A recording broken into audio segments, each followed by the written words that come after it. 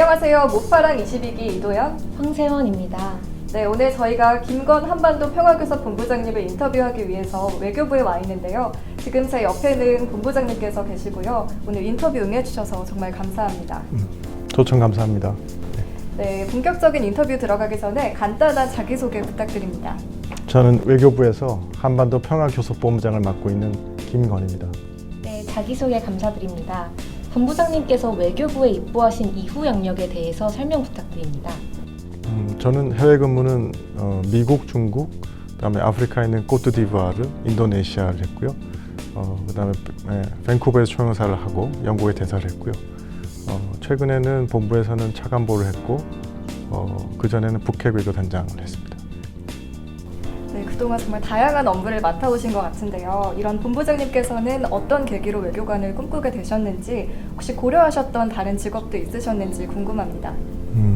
뭐 저는 어릴 때부터 뭐 무슨 이유인지 모르겠지만 외교관을 하고 싶었기 때문에 그렇게 했던 것 같고, 중간에 잠깐 뭐 건축가가 되고 싶긴 했어요. 예. 근데 외교관을 어릴 때부터 하고 싶었습니다. 본부장님께서 평소에 굉장히 바쁘게 하루를 보내실 것 같은데요. 본부장님의 하루 일과는 어떻게 되시는지 궁금합니다. 저는 한 8시 좀 넘으면 이제 사무실에 도착해서 저희는 아침에 들어오면 이제 그 밤사이에 세계에서 들어왔던 그 보고가 있습니다. 공간에서 온 보고들, 그다음에 언론 보도들 뭐 이런 거 하고, 그다음에 이제 우리 각 국에서 하는 보고들을 이렇게 듣고요. 그다음에 이제 아침 9시 좀 넘으면 이제 간부회의에 가서 제가 보고를 드리고, 그다음에 이제 내려와서 다시 우리 그 한반도 본부 직원들하고 같이 회의를 해서 간부에서 나왔던 얘기를 또 전달하고, 그러고 나서 이제 아침 일정, 그다음에 뭐 점심 일정, 오후 일정 쭉 하는 것 같아요. 그간 외교관으로 근무하시면서 협상 경험들이 많으셨을 것 같은데, 그런 협상의 기술들이 일상 속에서 드러났던 경험이 있으셨나요? 일상생활하고는 좀 다른 것 같아요. 왜냐하면 그 시장에서 그 가격을 깎고 그런 거는 저희 집사람이 저보다 훨씬 잘하거든요. 근데 저희 외교적인 협상은 워낙에 방대한 지식을 바탕으로 해서 균형을 찾는 작업이라서 일상생활과 직접적인 연결은 안 됩니다. 다만 이제 저희가 이 협상을 하고 협상문을 만들고 이런 습관들이 있어서 가령 일상생활에 도움이 됐다 그러면 제가 미국에 가서 집 계약할 때 계약서는 꼼꼼하게 보게 되더라고요. 네. 본부장님께서 외교관으로 근무하시면서 가장 기억에 남는 순간이나 혹은 가장 보람이 있었던 순간이 있으셨을까요? 뭐 많이 있는데요. 지금 생각나는 거는 제가 이제 코트디부아르 아프리카에 근무할 때 라이베리아가 겸임국이었어요. 겸임국에 제가 출장을 갔는데 9년 만에 제가 왜냐하면 라이베리아가 내전을 하고 있었기 때문에, 그래서 9년 만에 가서 거기서 한 30명 정도 되는 교민분들을 만났거든요. 그래서 이제 이분들이 너무 좋아하시고 그다음에 감격해 하시던 거, 그때가 아직도 기억에 선하고 보람이 있었던 때인 것 같습니다. 신임 외교관이셨던 때와 지금을 비교했을 때 처음 입부하셨을 때 세웠던 목표들을 이루셨는지 궁금합니다. 저는 신임 외교관 때나 지금이나 똑같은 생각으로 일하기 때문에 뭐 그런 비교가 안 되는 것 같아요. 아직도 처음 시작했을 때나 지금이나 그냥 똑같은 마음, 그렇게 봐주시면 좋겠는데. 어떤 마음? 매일 그냥 열심히 하는 거지 뭐. 네, 한결같은 모습이 굉장히 보기 좋으신 것 같은데요. 본부장님께 외교란 어떤 의미를 갖는 단어인가요? 또한 앞으로 우리나라의 외교 관계에 있어서 외교관으로서 하고 계신 고민들이 따로 있으신지 궁금합니다. 외교란 게 그냥 뜻을 풀이하면은 외국하고 사귀는 거잖아요. 그러니까 사람들끼리 사귀는 것도 가장 중요한 게 서로가 믿을 수 있어야 되는 거고, 그다음에 믿게 되면 깊이 있는 대화를 할 수 있게 되는 거고, 그다음에 깊이 있는 대화를 할 수 있게 되면 뭔가 서로에게 도움이 되는 일을 많이 할 수 있는 거잖아요. 그게 국가 간에 하는 게 외교라고 생각하면 될 것 같아요. 그래서 그런 일을 하는 게 외교관이 하는 일이고 외교부가 하는 일이고, 그다음에 사실은 외교부뿐만 아니라 이제 사회가, 그러니까 시대가 국제화 시대니까 모든 국민들도 해당이 되죠. 해외 여행을 가시기도 하고 해외하고 사업하는 분도 계시고, 그걸 전체적으로 이렇게 좀 뭐랄까 하나의 큰 그림을 그려가는 거, 그런 게 외교라고 생각됩니다.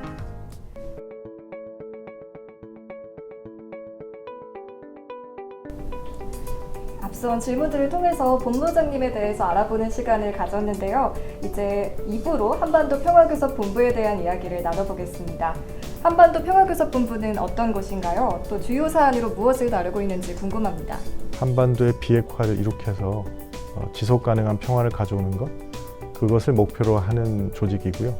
그래서 저희 한반도 평화교섭본부에는 두 국이 있습니다. 하나는 북핵 외교기획단이라는 국이 있고 또 하나는 평화외교기획단이라는 국이 있습니다. 그래서 각자 한쪽은 북핵 문제, 한쪽은 지속 가능한 평화를 이루는 문제를 담당하고 있습니다.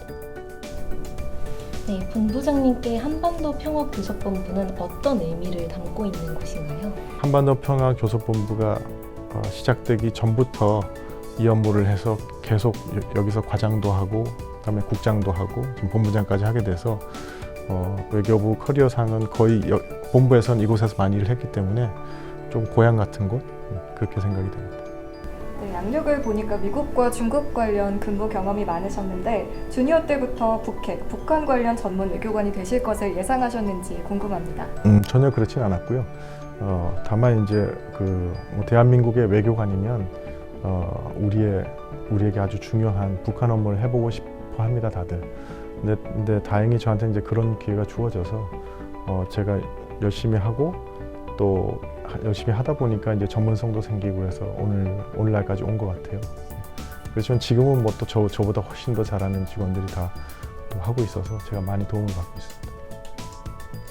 네, 한반도 평화를 위해서는 당사국인 우리나라와 북한도 중요하지만 주변국들의 협력 또한 중요한 것으로 알고 있습니다. 우리나라가 주변국과 협력과 동맹을 강화하기 위해서 어떤 스탠스를 취하고 있는지, 그리고 현재 주요 협력 국가와 어떻게 협력을 해나가고 있는지 궁금합니다.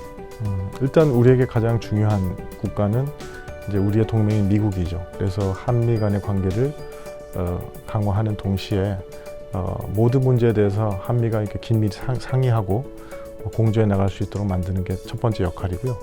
그다음에 또 그 다음에는 이제 우리와 체제와 이 지역을 같이 하는 일본하고의 관계도 중요하기 때문에 저희가 한미일 3자 협의 같은 걸 많이 하고 있습니다.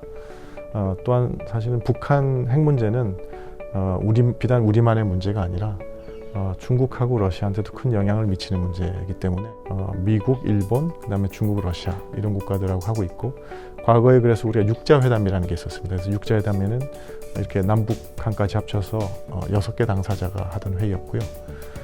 그런데 점점 북한의 핵 능력이 위협하는 범위가 전 세계를 커버하고 또 북한이 이제 핵 미사일을 개발하기 위해서 자금을 조달하기 위해서 해킹이라든가 이런 사이버 위협을 하게 되면서 이 문제가 점점 이제 전 세계에 미친 영향이 커졌습니다. 그래서 지금은 유럽이라든가 그다음에 아세안 국가라든가 많은 나라들과 함께 협조하면서 이 업무를 해나가고 있습니다. 현재 저희 모파랑 구독자 중 외교관을 꿈꾸는 청년과 청소년들이 많이 있는데요. 그들에게 본부장님께서 전하고 싶은 이야기가 따로 있으실지, 외교관이 되기 위해서 특히 관심을 가지면 좋은 것들이 있을지 궁금합니다.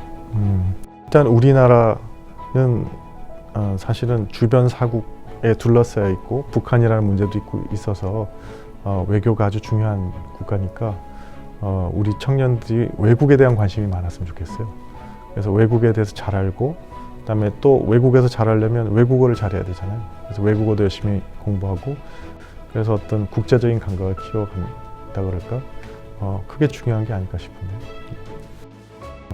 가장 중요한 건 건강이더라고요.